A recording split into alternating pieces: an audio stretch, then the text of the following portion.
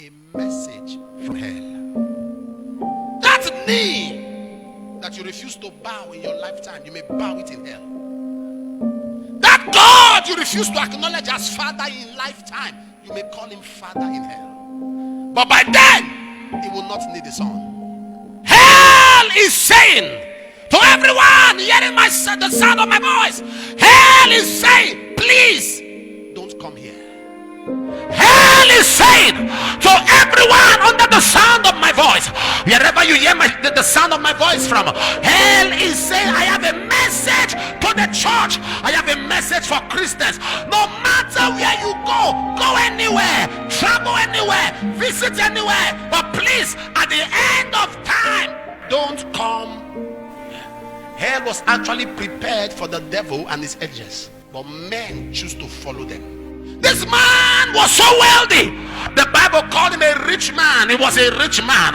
One of the problems with riches is that riches deceive. The greatest deception is the deceitfulness of riches. In Matthew chapter 13 verse 22, he said the deceitfulness of riches. In Proverbs 27:24, the Bible says clearly that riches are not forever. In Proverbs 11:28, the Bible says, he that trusted in riches shall fail.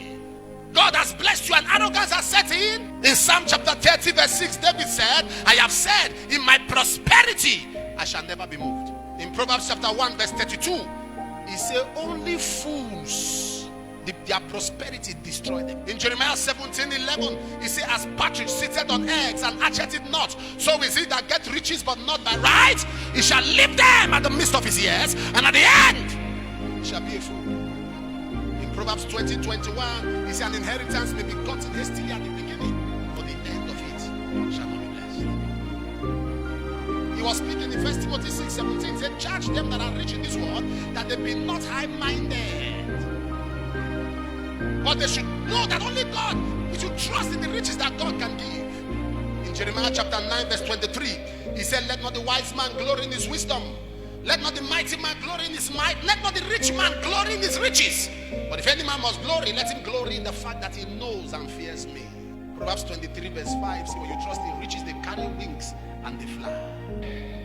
There is so much deceit. Listen to me, you must be very careful. Anytime you want to pamper your flesh, anytime you are there to warm your flesh and give yourself pleasure, you are on your way to denying Christ. Peter never denied Christ until he stood close to the fire to give his flesh warmth. When he stood close to the fire in the cold of the day to give his flesh warmth, he denied Christ. You can't pursue this world and pursue the Lord. There is a message from hell. There is life after death. How you live now determines where you find yourself after death. Jude chapter 1 verse 4, he said, they have turned the grace of God into lasciviousness.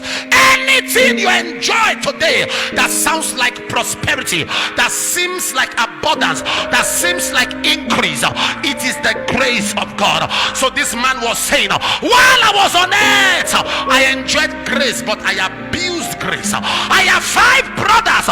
I have brothers like me who are rich, who are enjoying the grace of God, who are enjoying the wealth of God. I need Lazarus to go and warn them that they don't get carried away by reason of the grace of God. Are you rich? It is the grace of God. Are you educated? It's the grace of God. Are you talented? It's the grace of God. Are you known in the world of politics?